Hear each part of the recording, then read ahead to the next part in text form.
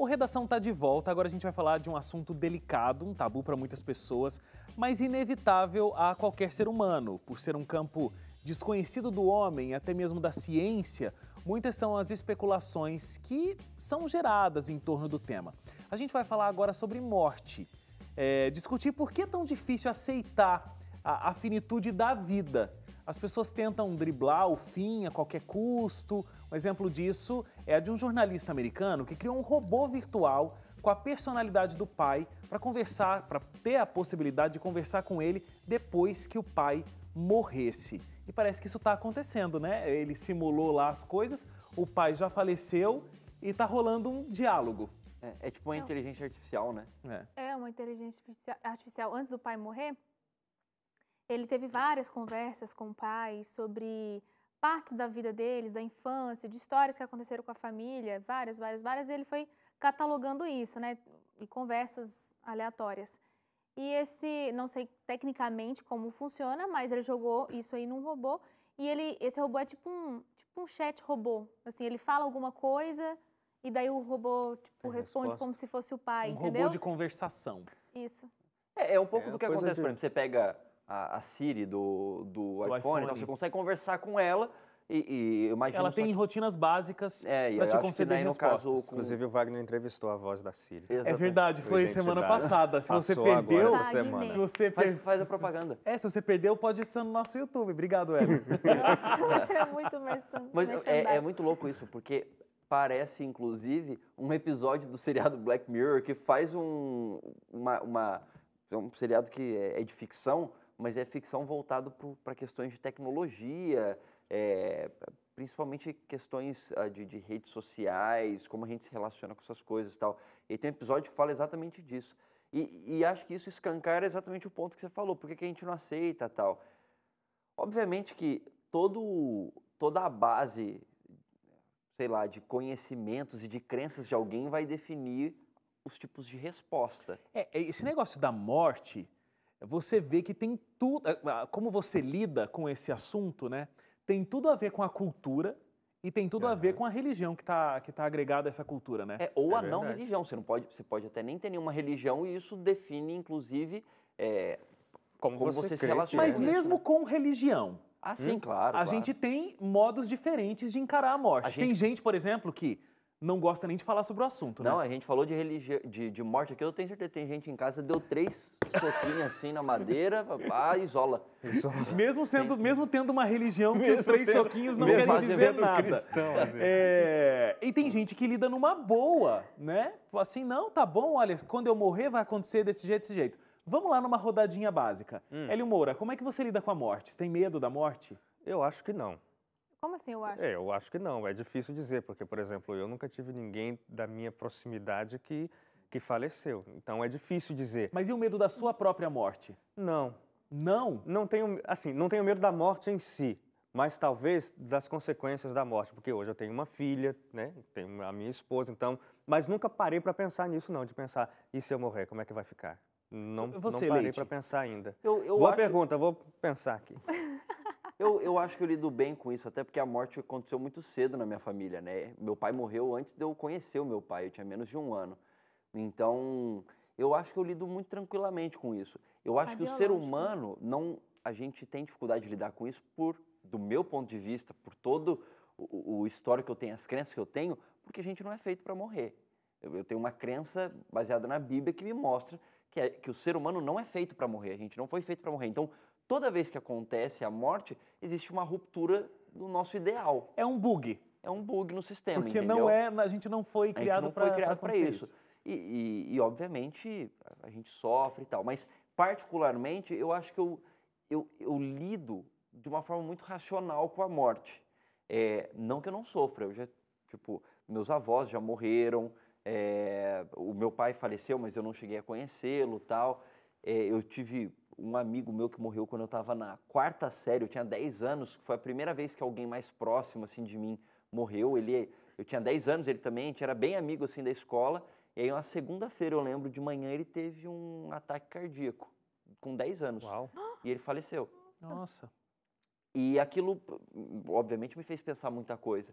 Então, eu fico triste, acho que como quase todos os seres humanos ficam, não vou dizer todos, porque acho que tem ser humano que às vezes não fica, inclusive tem gente que mata outras pessoas e não fica triste por isso, mas eu fico triste e tal, mas por todo o conhecimento que eu tenho, eu entendo que a morte, ela é natural de acontecer, né? E que existe uma esperança também depois da morte. E você, Suzane? Por incrível que pareça, eu não tenho medo. Não acredito. É sim. Não, eu não tenho medo da morte, não tenho medo de falar sobre o assunto, não tenho medo de pensar sobre, tipo, o meu velório, como poderia ser, essas coisas meio assim que as pessoas, tipo, Deus me livre, para com esse assunto e tal. Mas por exemplo, o Hélio imaginando. que falou que nunca pensou. Você nunca pensou no seu velório?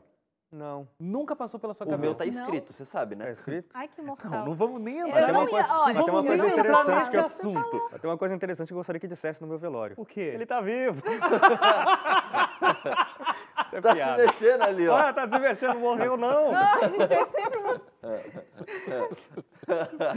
Perdi as condições de continuar apresentando esse programa agora. Então tá, deixa eu continuar Fala, falando. Suzane. Eu vou falar uma coisa aqui que é um pouco engraçada, mas o que eu tinha medo, assim, acho que quando eu era mais nova e eu ouvia histórias, era de ser enterrada viva. Então esse era o meu medo, de passar por esse processo de estou aqui dentro desse caixão sufocada e tudo mais, né? E a gente, sei lá, quando é criança a gente ouve essas histórias de pessoas que foram enterradas vivas, eu acho que marca muito. Hoje Pede você pra ouve, então, cremar, aí não tem esse problema. então, por isso que uma das minhas petições aos meus entes queridos, que hão de ficar, que seria a minha cremação para não ter esse tipo de problema. Mas assim como o Leite diz, por que eu não tenho medo da morte? Porque ela não é o meu fim, entendeu? Como eu acredito no cristianismo, na ressurreição e tudo mais, ela só vai ser um tempo, só. É que desculpa, talvez a questão da morte, ela tenha mais a ver com os outros do que consigo mesmo, eu penso. De perder as pessoas? De perder os seus entes queridos, não propriamente de você, mas porque quem morreu, morreu, Não, né? mas muita gente tem medo de morrer, tipo, da sua própria morte, não gosta de falar sobre o assunto. Eu tenho pessoas bem próximas, assim, não vou falar quem, que só de falar o assunto já dá um... Quase sabe? morre. Exatamente, quase morre só de falar e não gosta de falar do assunto, entendeu? E tem gente que também é mais... Eu conheço, por exemplo, uma pessoa que é super programada com esse negócio de morte. Tem seguro, sabe, de vida, essas coisas, e fala, olha, eu vou fazer uma viagem, então se acontecer alguma coisa comigo, tá aqui, olha, esse documento, eu quero que faça isso, então a pessoa é assim. E aí as pessoas veem isso, elas falam, não vamos falar sobre esse assunto, que é Não, isso? que isso não vai morrer, que não. horror e tal. Você é eterno. Esse sentimento de eternidade, que é como o Leite estava explicando, a Suzane também tocou nesse assunto, dá o nosso bug, porque a vida ela é finita pra gente, né? A gente vai morrer um dia, se Jesus não voltar antes, mas então fica aquela coisa da gente não querer falar no assunto. E várias culturas vão fazendo isso, né? Por exemplo, a gente vê a história do Egito Antigo. Então, quando os nobres eles eram enterrados junto com muita riqueza. Inclusive comida. Inclusive comida e com servos. Eles matavam os servos para Matavam assim, né? Colocavam junto lá, eles morriam por asfixia e falta de... A morte que a Suzane Eu tem não queria medo. ser serva nunca nessa Então, época. por quê? Porque esse servo, Você essas queria ser a riquezas Cleópatra. e essa alimentação Sim, né? ia servi-los nessa próxima vida que estava começando, né? E várias culturas também pensam da mesma forma, porque eu acho que pensar que o ser humano, complexo do jeito que ele realmente viveu essa vida e depois acabou, é muito complicado para o próprio ser humano, né? É triste. É engraçado a gente ver a história, assim, e ver como as coisas foram mudando. Por exemplo, nos tempos bíblicos, como a gente lê na Bíblia, quando morria alguém, tinha todo um pranto, as mulheres choravam, era algo público. Existiam as carpideiras que eram contratadas para chorar, né? Exato, as pessoas ficavam dias ali no entorno do corpo, o corpo lá, aquela coisa toda assim. Foi passando o tempo, foi mudando o tempo ao longo da história, chegando nos dias de hoje, como você comentou no início, é um tabu, porque hoje as pessoas evitam falar sobre o assunto, os velórios eles são mais rápidos, são mais contidos, a pessoa não tem essa proximidade tanta com o corpo. É claro que talvez em alguns lugares do Brasil, né, em alguns estados, é um pouco diferente. Talvez ainda as pessoas velam em casa, né, mas não se vela mais pessoas em casa, não é mais comum, já é mais no cemitério, às vezes na igreja e tal. Então as pessoas já não têm esse pranto todo, aquela coisa perto do corpo, né? O corpo já começa a ficar distante, é menos e tal. A gente está falando de uma cultura Brasil, né? Se a gente for falar mundo, aí é bem diferente. Aí você vai ter uma variação em cada lugar. Eu lembro quando estava dando aquele surto na África, agora há pouco tempo, de o que mesmo? Ebola? Era ebola? E aí eu vi algumas reportagens e era muito complicado, porque a contaminação se dava ali, né? Se alguém tivesse morrido dessa doença, desse vírus, e as pessoas iam lá e se jogavam no corpo e tinham aquele contato com o corpo, porque era muito forte a despedida para eles e tudo mais. E isso é extremamente perigoso, porque as pessoas estavam com o risco de serem contaminadas também. Então, existe essa diferença em cada país aí. E tem uma coisa que vai além disso, inclusive, né? Por exemplo, com o avanço da ciência, muita gente que, às vezes, a pessoa fala assim, não acredita em Deus, não acredita em nada e tal, mas você pode não acreditar em Deus e em nada, mas você é ser humano e você vai morrer como todo mundo. E aí vai se tentando encontrar formas de não morrer. Então, a situação da criogenia, né? Que é quando a pessoa morre, só que se você tem muito dinheiro, você consegue pagar para o seu corpo ser colocado dentro de um local... Congelado. Para congelar seu corpo, facilitar, né? Facilitadamente. Não é um congelamento simples, mas é isso. Enfim, e para que o dia em que a ciência descobrir como ressuscitar pessoas... poder ressuscitar as pessoas. Um caso clássico de que a pessoa passou pelo processo de criogenia e está lá até hoje lá congelado é o Walt Disney, né? O Walt Disney? Achei que você ia falar do Wesley Snipes, do filme. Gente, mas o Hélio hoje tá impossível. É porque esse é um negócio que é muito ficção científica, né? Você vê muito isso em coisa de filme, em seriado, como o Leite colocou. Dessa busca pela eternidade, pela não morrência, digamos assim. E hoje tem muita gente com muito dinheiro que faz esse tipo de coisa. Investe em pesquisa científica, contrata laboratórios. Tem casos reais no mundo hoje de gente muito rica que dedica boa parte dos seus recursos para descobrir uma forma de não morrer. Ou de pelo menos postergar mais ainda a vida. É um negócio estranho, essa luta por estar sempre aqui. E é engraçado que existe um grupo também que vai... realmente contra essa ideia do sempre estar aqui. Tem um grupo de pesquisa sério na USP, eles tratam de como lidar com a morte. Fazer com que você encare a morte como sendo um processo natural. Então, os estudos eles vão desde como deveria ser o processo natural da humanidade, porque enquanto eu estou aqui e eu posso sair aqui desse programa e posso não estar mais, então como eu vou preparar todo... Pelo amor de Deus, vamos nem falar isso. Como é que eu vou preparar todo o processo para que a minha família continue bem sem a minha presença, para que os profissionais que trabalhem comigo estejam bem, se não existe mais a minha presença. Então é aquela coisa que é o completo oposto disso que a gente está falando de criogenia e todo esse processo, né? Então eu saber e eu ter a consciência de que é isso e como eu me preparo. E além disso, eles ainda falam muito sobre o luto, porque é importante a gente falar sobre isso. O luto é extremamente necessário, né? Aquela coisa da gente... Vários psicólogos eu já ouvi dizendo isso, de quando você não vive o luto, você não consegue encerrar o ciclo. Então fica aquela dor que não vai conseguir ser curada, porque você não se entregou para o luto, né? Tanto é que quando a pessoa tem um ente querido que ficou desaparecido, ela não vive esse processo, né? E daí é um eterno sofrimento. Você não sabe se está vivo ainda, se morreu.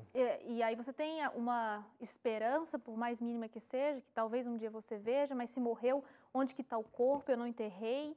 E aí é um sofrimento... Aí você vê um filme tipo Náufrago, assim, que o cara aparece 15 Volta anos do depois. nada. Aí Nossa, você hoje fala... só as referências cinematográficas, né? A morte tem muito a ver com ficção. É tão interessante isso, eu estava lendo em algum lugar, tem uma religião que eles fazem, inclusive, meditação sobre o assunto, porque para eles o primeiro dia da morte já é quando você nasce, né? Já é um processo regressivo.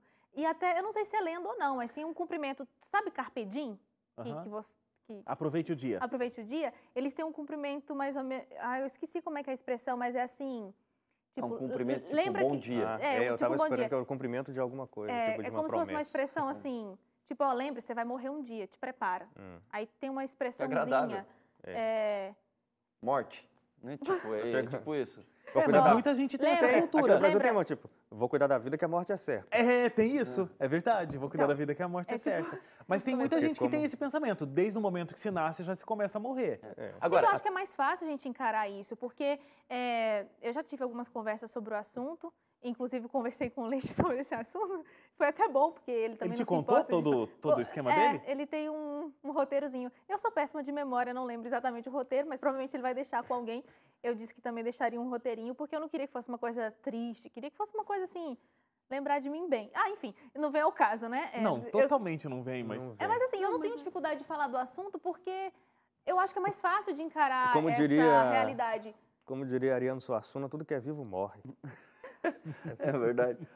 O grande lance que eu acho eu disso que a gente está espero. comentando, né, da questão de uma preparação e tal, é assim, você não precisa viver com uma fixação pela morte. Eu acho que isso é macabro, até triste e tal. Você não precisa. Claro. Agora, você também não pode ficar evitando a morte no sentido de tipo, não vou falar sobre isso porque o dia que acontecer, aconteceu. porque atrai. Ou como se não falar da- falar sobre a morte vai evitar que ela venha. E ela Então, vem, o né? grande lance é que se você não fala sobre isso e não se preocupa de alguma forma, a Não se morte prepara, pode... não prepara Não a se prepara, família, não exatamente, deixa, o como é que vai negócio é a morrer de preparação. repente, não tem nada, entendeu? Eu Esse tipo de entrevistei coisa. uma pessoa, mas não vou fazer propaganda, que ele teve uma doença terminal, passou uma doença muito grave, ele teve que fazer uma cirurgia muito grande e existia um risco muito forte muito grande de que ele morresse.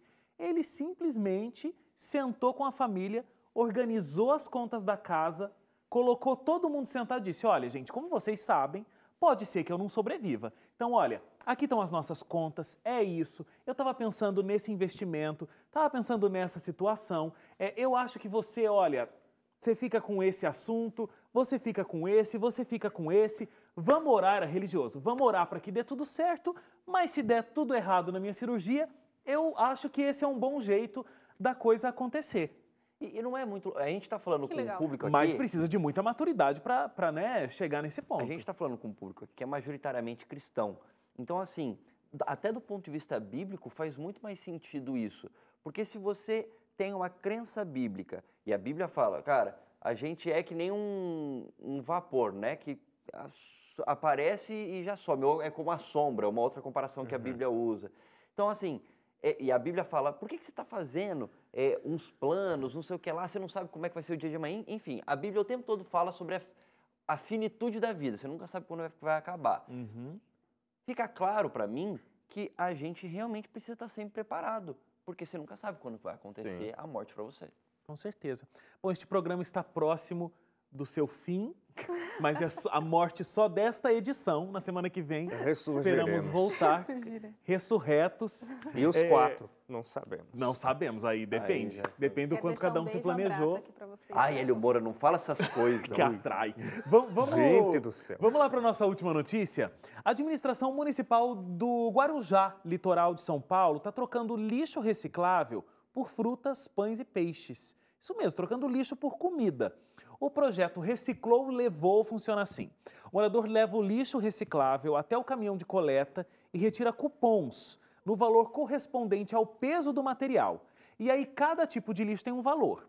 Depois o morador pode usar esse cupom para trocar por produtos da Feira da Economia Solidária. Aí tem fruta, legumes, ou também na Panificadora Solidária, por pães fresquinhos. E ainda pode trocar por peixes no caminhão do peixe. O projeto contribui em diferentes frentes sociais, ameniza o impacto ambiental, movimenta a economia e desperta o senso de solidariedade e comunidade. Muito legal, né? É legal porque esse cupom você só consegue usar nesses lugares, né? Você não ganha dinheiro que você pode comprar em qualquer lugar. Você ganha cupom que você pode comprar nesses lugares que eu imagino que são vendedores locais, né? Comerciantes do Pois Guarujá. e ajuda a ter mais consciência sobre como lidar com o lixo, né? Mesmo que isso não dure para sempre, mas isso E aí o lixo acabe tem um fim criando, correto, né? E quem está coletando vai dar um fim correto pro Certeza. lixo.